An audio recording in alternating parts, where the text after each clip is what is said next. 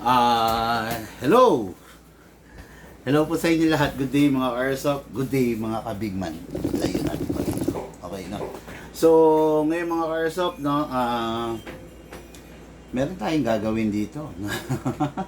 meron kasi pumunta rito. Ngayon, nagpapa-maintenance, no? Ng airsoft niya. Kasi yung airsoft niya is matagal niyang hindi nagamit.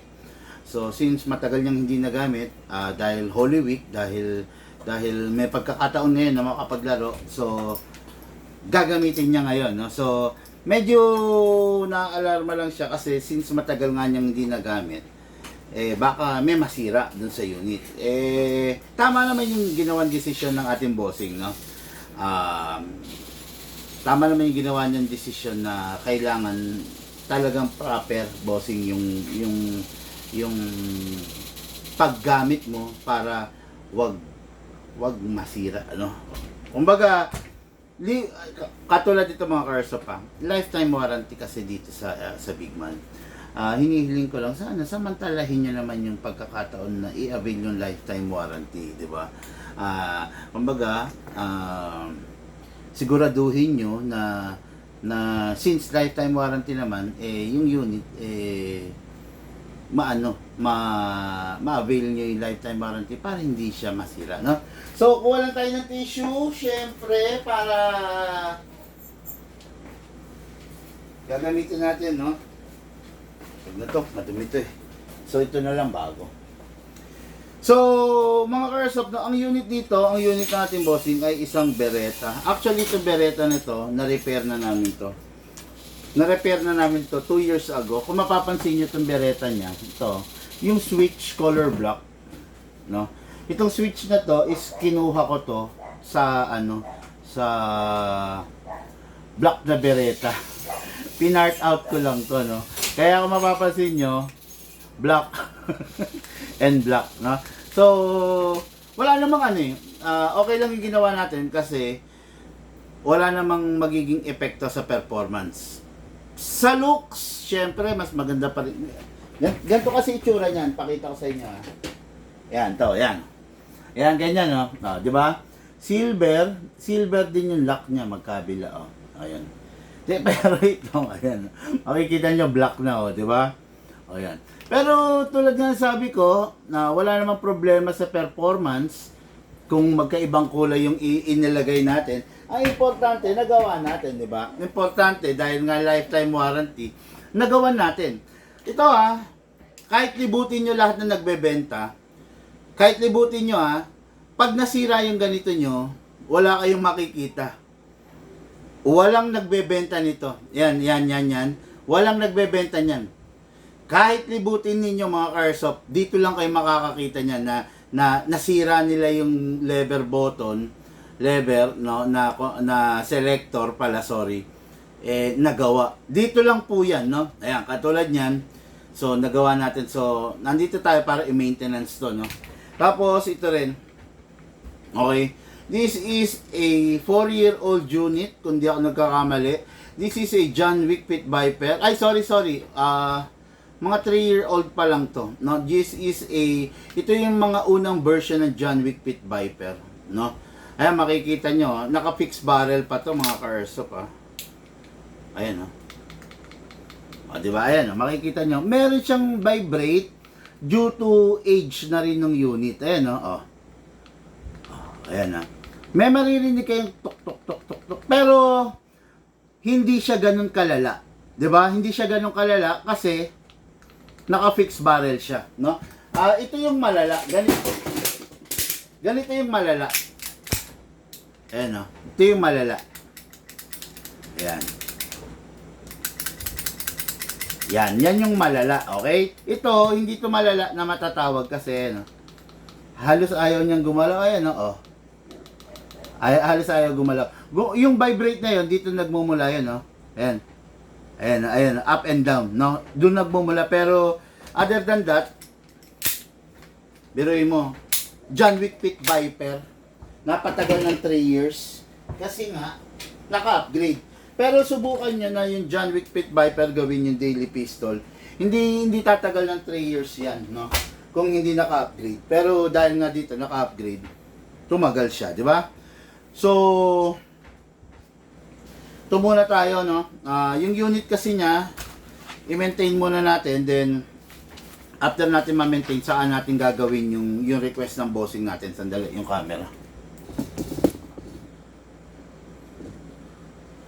Okay, no? I-maintain muna natin, then saan natin gagawin yung magazine. Okay, ang problema niya, magazine, may leak. So, sige, unahin na natin yung magazine, no? Ayan.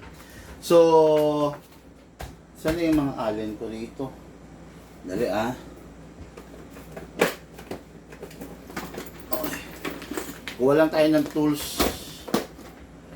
Grabe tools ko, no? Ang dami na. Ayan. Sila bossing, nagpaalam muna, mag-aano sila, magko-coffee, mag-aano sila, sa tea house, no? Magtsatsaa sila at saka magko-coffee. Okay? So, habang wala sila, gawin na natin to. So, this is the magazine, John Wick, EMG John Wick, no? Pit Viper. And si EMG John Wick, Pit Viper, iba ang pag-access ng magazine. Kung sa mga ordinary high kappa ganito, ayan o, ganito, ayan. Ito, ini-slide lang to, tutusukin mo lang, ayan, tutusukin mo lang, ayan, ayan. Maaalis mo na to, no? Pero sa mga John Wick Pit Viper, iba po, mga cars pakita ko sa inyo. Merong allen, no, na, ayan, na inaalis dito. Super liit po yan, ha.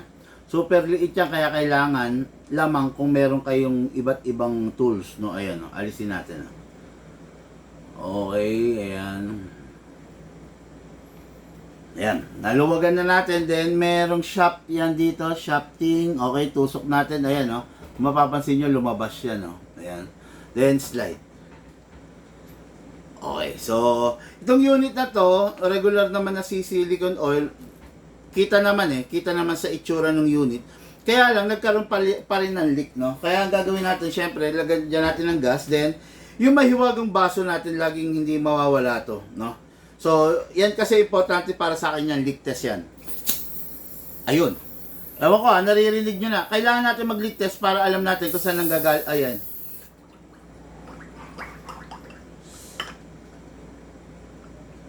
Okay. Okay mga Carshop, no? Base dito, ayan, may bubble siya, no? Nanggagaling siya sa gilid. Yun, sa gilid, no? So, kailangan kasi mag-leak test tayo no? Para kung sakasakali, alam natin kung saan natin gagawin. So, yung iba kasi hindi nagli-leak test, akala nila dito sa valve nasisira. Pag may naririnig sila sumisingaw, akala nila sa valve. So, ang nangyayari ngayon, sungkit hanggang nasisira yung valve. Nalulus thread, no? Napuputol yung ulo kasi wala naman silang proper tool. Ngayon, wala namang problema yung valve, hindi ko nagagalawin, hindi ko papakialaman. So, dako tayo rito sa mismong magazine, no? Ayan, Okay, so, the only way na magkaroon ng leak dun sa main o-ring is kung hindi nagsisilicone oil at saka kung nababagsak yung magazine. Sa itsura nito, ayan mga kayarsa po, ayan sa itsura ng John Wick na to, sa totoo lang, maraming bangas. So, maraming beses nang nalaglag to. Ayan ayan Ayan, okay, ayan marami siyang bangas. So, hindi na rin ako magtataka, ano na rin, kumbaga, alam ko na agad kung bakit may leak at saka kung anong dahilan ng leak, no? Kaya, actually hindi na ako ganong na sorpresa kasi nakita ko agad yung unit. Mga Carshop, ang dami talagang bangas, no? Since maraming bangas, isa lang ang ibig sabihin nun, yung unit talaga nagdanas ng ng pagkakalaglag, no? So, hindi na natin ganong papalaki ng issue doon, syempre. Ano na natin yan? Sagot na natin, sabi nga, di ba? Okay? So, nahanda ko lang itong mga tools ko, Okay? So, ayan. Alisin natin ito mga Carshop,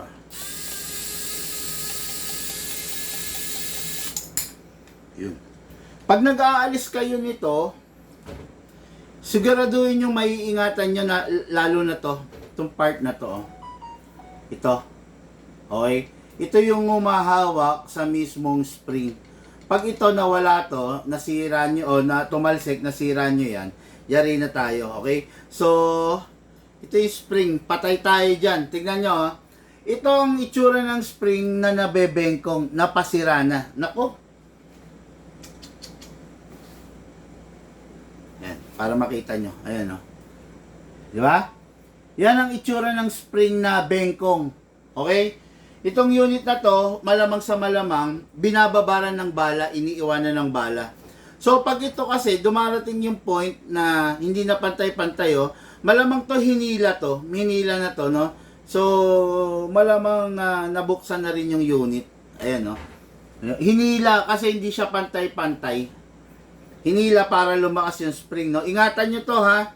Pag ito naputol, kaya hila nyo, dumarating yung point na mapuputol talaga to. Kaya hila nyo, patay na. Tatandaan nyo, wala nabibiling ganito. Wala nabibiling spring. Okay, so, ito, mapapansin nyo, ito yung main o-ring. Dito nagsisimula yung leak. Yan, yan. Alisin natin, ha?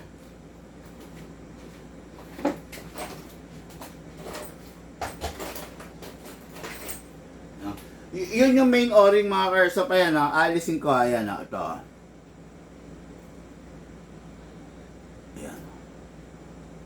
Yan. Ito, dito, no? So, tuyong-tuyo siya na silicone oil. Sabi ni Bossing, regular naman daw nagsi-silicone oil. Tapos, yung silicone niya is kwadrado na. Dapat to, bilog to, sa totoo lang. Tapos, bukod sa kwadrado na, medyo matigas na. Pero, pwede pa rin naman yan, no? Okay, spray natin ng silicone oil. Sprayan to. Okay. Sana lang ma-repair natin, no, nang hindi nagpapalit kasi wala na akong gantong silicone oil, wala akong stock nito, no. So, ipwesto lang natin na maayos, ilock natin, then ibabalik natin. Mga karsap, meron yung mga special tools para magawa nyo ng maayos yung trabaho nyo. Katulad nito, hindi nyo to pwedeng basta alisin yung silicone, yung o-ring na yan, nang susungkitin nyo ng kung ano-ano. Pwedeng mapatid yan, So, gumagamit ako nito, no? Hindi ko alam kung saan gamit to. Binigay to ng isang ka-airsoft, parang inirigalo sa akin. So, ayan. Okay. Pwesto natin. Tugaan lang natin to.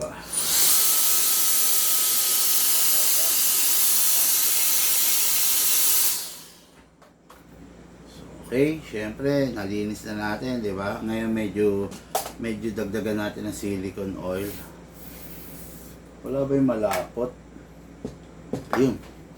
Ito, hindi ako gumagamit nito sa barrel. Ginagamit ko to sa mga o-ring. Kasi itong oil na to, malapot to. Yan. Hindi ka kasi pwedeng gumamit na sobrang lapot dun sa unit natin, no? Ang tendency, magiging malata. Hindi natin makuha yung tamang recoil, hindi natin makukuha yung tamang FPS niya. Ayan. Okay.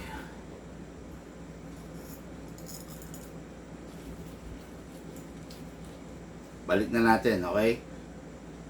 Ayan. Ano yan? Kargado ng silicone oil yan.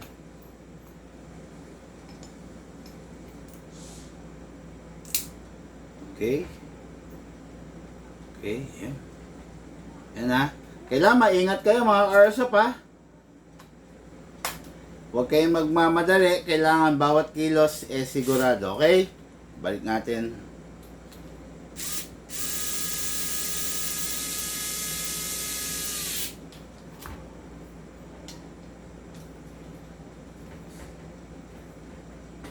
Okay, yan na. So, ngayon tignan natin kung nagawa ba natin, no. Nakakatuwa yung mga bossing natin kasi talagang maglalaro sila ngayong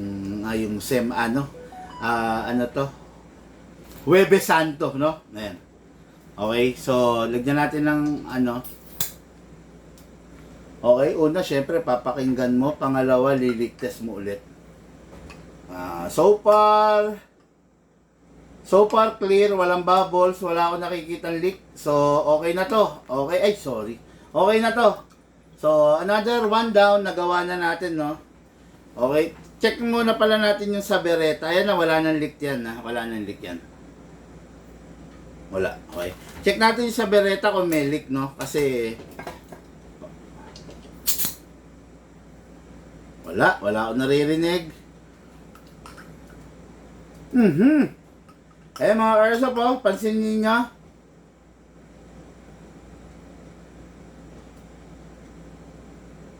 Oh, so ayan ha, may leak, no? So saan nang gagaling yung leak? Hindi sa main o-ring, hindi sa inlet valve, kundi dito sa tornilyo, sa ano, shafting. No? Ito kasi ang sakit ng isang Beretta, sa totoo lang. Nabuksan na rin to.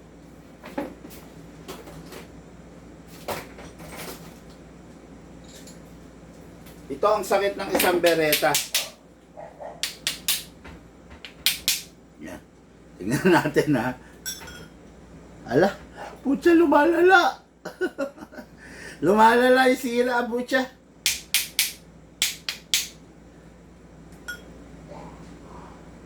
Ganun pa rin, meron pa rin.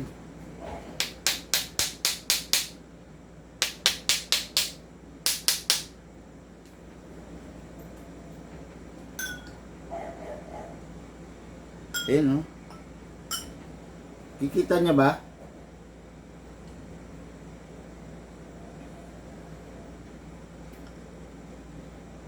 Kita ba? Kita ba mga Airsoft? Sakit ng Beretta talaga to. Kasi ang Beretta, hindi siya screw type. Shafting type. So, pag yung shafting, the more na kinakalag-kalag nyo yung unit ninyo, the more na lumuluwag yung butas. Putya, lumala. Pati ilalim ngayon, meron na. Ano yan? Ayaw, hanggat maaari kasi na kayang gamutin sa pokpok para baka may umipit lang na dumi or what, ginagawa ko, no? Hanggat maaari, ayaw ko siyang baklasin. Kasi, ang Beretta, every time na inaalis mo yung shafting, ayun, no, dalawa yan, no? Hindi screw yan, ha? Shafting yan. Every time na inaalis mo yan, lumalaki yung chances na lumuwang. Ayan, makikita nyo, ha? Pakita ko sa inyo ngayon. Wala na siya dun sa shafting. Ayun na, nakikita nyo dun sa baba. Ayun na, di ba? Sa baba nagmumula yung leak ngayon.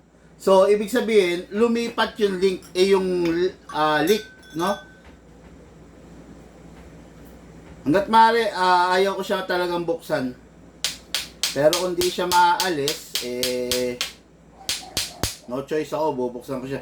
Itong pamalo ko, kahoy to, ha. Huwag kayong gagamit ng pamalo na malala. Huwag kayong gagamit ng ng metal, baka masira ninyo lalo. Meron pa rin.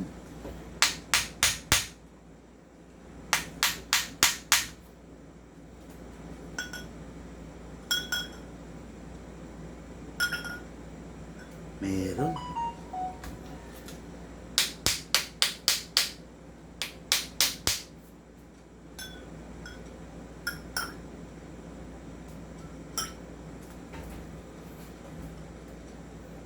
Meron, di ba?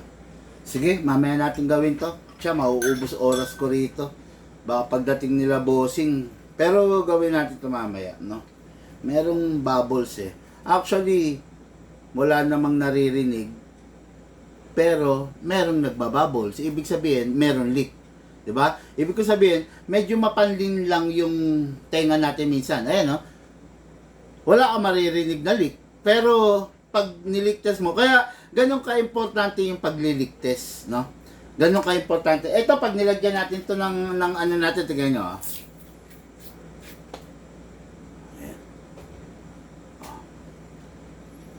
di ba? Wala. Di ba? Wala kang makikita. Pero pag binabad natin yan, ay, sorry. Shit, lumabo. Sorry. Ayan o, makikita nyo.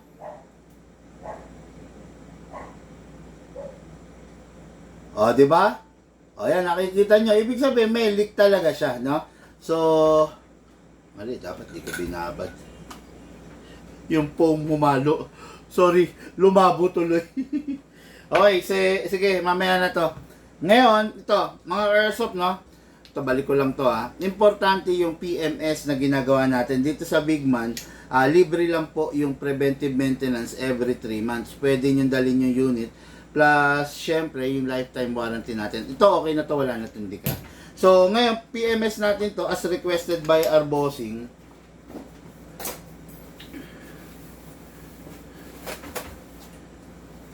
Ayan, pakikita ko lang sa inyo. Pag yung dito kayo sa Bigman bumili, every 3 months, pwede nyong ipasyal yung unit ninyo. Pwede nyong dalhin dito.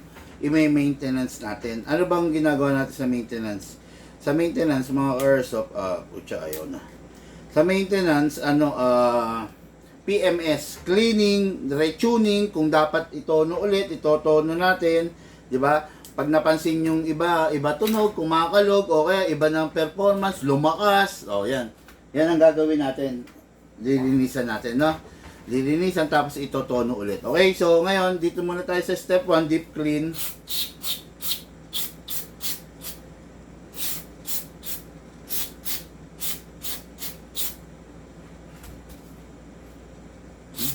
Mukhang ginamitan ng ibang oil, pero in fairness, malinis siya.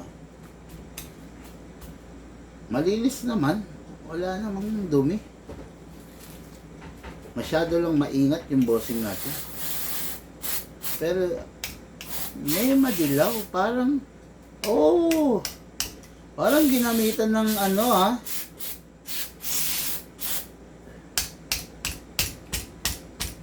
parang ginamitan ng WD-40 ha. O yan, ang mga airsoft, papakita ko sa inyo ha. Ito yung dapat nating, isa sa mga dapat nating alisin at dapat yung katakutan. Ito. Ayan, aluminum dust. Yan. Kita ba? Ayan, aluminum dust yan. No? Aluminum dust. So, yung aluminum dust na yan, yan yung sisira sa mga hapa rubber ninyo, sa mga o-ring ninyo. Kaya dapat iwasan nyo yan. Okay?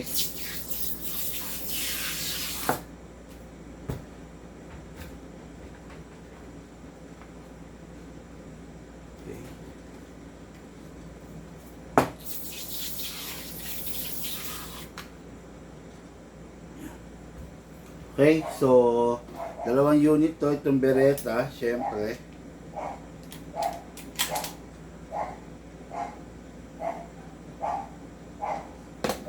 Tingnan na rin natin, nandito na tayo, di ba? Pero so far yung John Wick hindi ganong marumi ah. Ito, marumi to. Marumi siya. Okay, marumi to.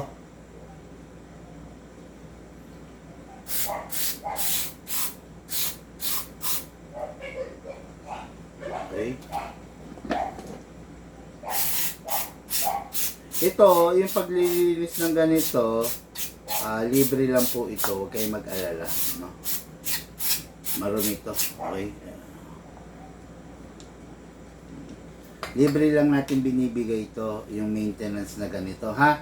Kaya ako, ang pakiusap ko lang sa inyo, huwag kayong tatama rin. Ipa-maintenance ninyo yung unit ninyo para tumagal, no? Libre lang po ito, especially sa mga client ng Bigman, okay? Pero syempre, kung hindi ka client ng Bigman, pwede naman nating i-maintenance, pero syempre, meron pong charge, di ba? Okay? So, okay, naligyan pa natin isa pang round.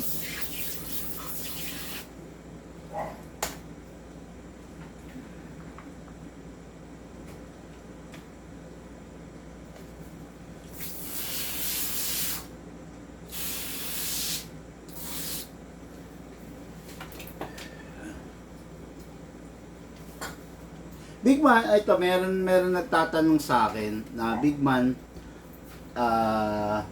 dire-diretso, walang pahinga, sabi ganun. Opo, kasi mga Karsop, yun nga, hindi naman lingid sa kaalaman ninyo, we are not a Roman Catholic, no? So, what the Catholic is celebrating, hindi namin sineselebrate yun. Hindi kami Katoliko, no? So, Christian kami, no? Kaya ayun, kumbaga isinasabuhay lang namin kung ano yung alam naming aral na totoo na nababase sa Biblia na ipinag-uutos ng ating Panginoon. Okay? So ayun. Hindi na para pagdebatehan pa natin, pagdiskusyonan pa natin yung ipinako sa krus, hindi na, di ba? Kung yun ang paniniwala nyo, di ba? I am not the right person para makipagdebate regarding dyan sa matter na yan, no? Pero kung usapang airsoft, debate tayo, palawakan ng kaalaman, hindi tayo papahuli dyan, no? Pero pagdating sa Biblia, hindi naman tayo pantas, no? Hindi tayo ganong kagaling, hindi nga tayo ganong kabait di ba?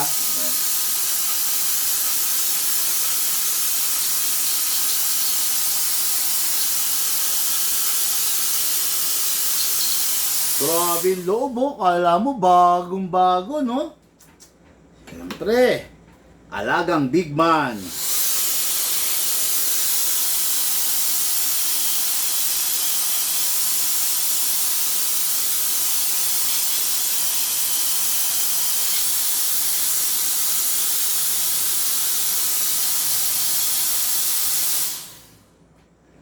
Bagong-bago, naka-big bore, naka-fixed outer barrel, fine-tuning, trigger job, hammer protection pad, and hapap rubber.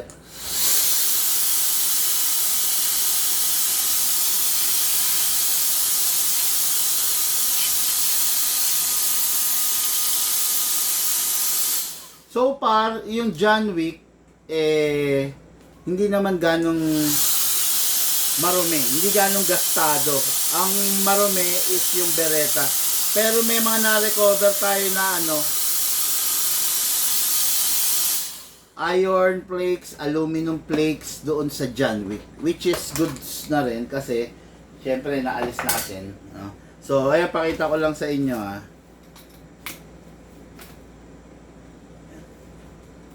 yun yung mga naalis sa Beretta, diba? Madumi siya, no?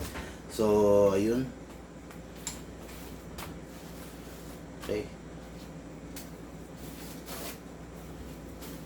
Tensya na kayo medyo makalat talaga pag ganito naglilinis ng mga unit, no?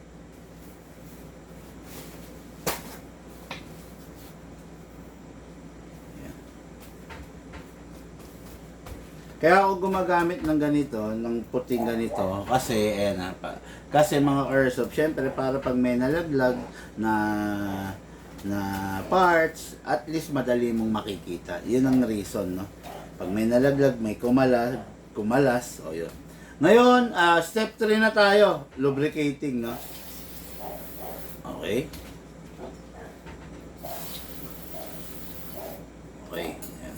Mag-e-enjoy na yung bossing natin dito. Ayan. Ngayon, saka natin babalik. Yun.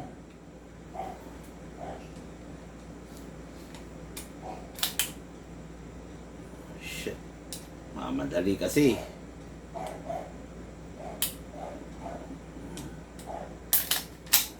Okay. Ayan. Okay na mga Airsoft. John Wick Pit Viper, 3 years old. Napakaganda. Bagong-bago, bagong maintain. Pasok ka sa... Grabe, lakas! Yun, lakas. So, mag-e-enjoy yung bossing natin dito. Okay, no? Simple montage mo na. Okay, diba? Ganda, no? So, okay. Free lang to, Itong pag-maintain na ginagawa natin. Free sa Big Man to. Part of the lifetime warranty natin. Okay, ganda, Diba? Bagong-bago na naman. John Wick Pit Viper. Ngayon, yung sa Beretta, tingnan muna natin kung gagana siya, no? Kasi, mukhang pa kailangan palitan ng o-ring nito eh, no? Yung sa replacement of o-ring, titingnan ko kung meron ako, ha, ng pang Beretta. Kung meron, okay lang, di libre pa rin. Pero kung wala, magpa-part out tayo. Meron naman ditong yung Beretta na pwedeng kalagin, di ba? Pa-part out tayo para syempre hindi masayang yung pagpunta rito ng bossing natin. Uy, pumesto ko lang maayos, ha. Itong hirap rito eh, kaya kailangan maingat ka rin.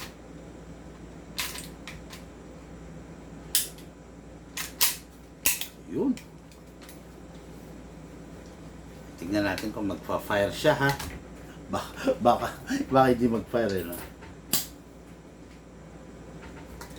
Okay.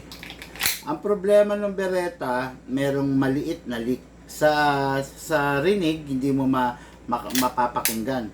Pero, ano siya, pag nileak test mo, meron na yan.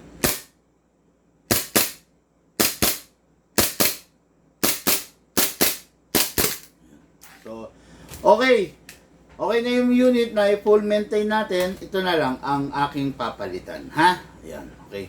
So, pagbalik ng ating mga bossing, sigurado mag-e-enjoy na sila sa unit nila. Okay? Isang Beretta, isang John Wick Pit Viper, parehas to 3-year-old and above, no? So, in-avail ng ating mga airsoft 3 years ago. Ngayon, matagal na stock, ngayon gagamitin na ulit. Marami ng battle scar yung John Wick, oh. Grabe, no? Kaya nga sabi ko no, sana hindi ginamit as daily pistol to. Kaya lang, syempre hindi rin naman maiiwasan, no? So ito yung unit natin Airsoft. Maraming salamat sa mga nanood ng ating special Huwebes Santo vlog, no? So sa mga darating na araw, bukas naman po ang Big Man. Okay, hindi po magsasara ang Big Man kasi po, yun nga sabi ko nga sa inyo mga Airsoft, we are not same as the Catholic. We are not celebrating what the Catholic is celebrating, no? Kumbaga, Christian kasi kami, so wala kami mahal na araw, yung mga ganyan, wala kami mga ganun, no? Wala kaming undas, no? Wala kaming Christmas, yan, ganun, no? Pero ganun pa man, syempre, bilang respeto sa mga Katoliko nating mga kababayan, nakikisama po tayo magnilay-nilay, hindi tayo nagpapatugtog ng malalakas, hindi tayo loud, no? Kumbaga, hangga't maaari, para wala silang masabi. Okay? Mga Airsoft, lahat po tayo nagmula sa iba't ibang larangan, ipinagbuklod, pinag-isa ng iisang libangan. Yun po ang paglalaro ng Airsoft, patid po sa inyo ng inyong likod, Big Man. Mga Airsoft, kung nakita nyo, kung napansin nyo na kapupulutan po ng aral itong ginagawa natin vlog, request ko lang po, tulungan nyo ako. Share the live video. Maraming salamat po. Lahat po tayo mga Airsoft mag-ingat sa araw-araw. Thank you po and have a blessed day to all of you.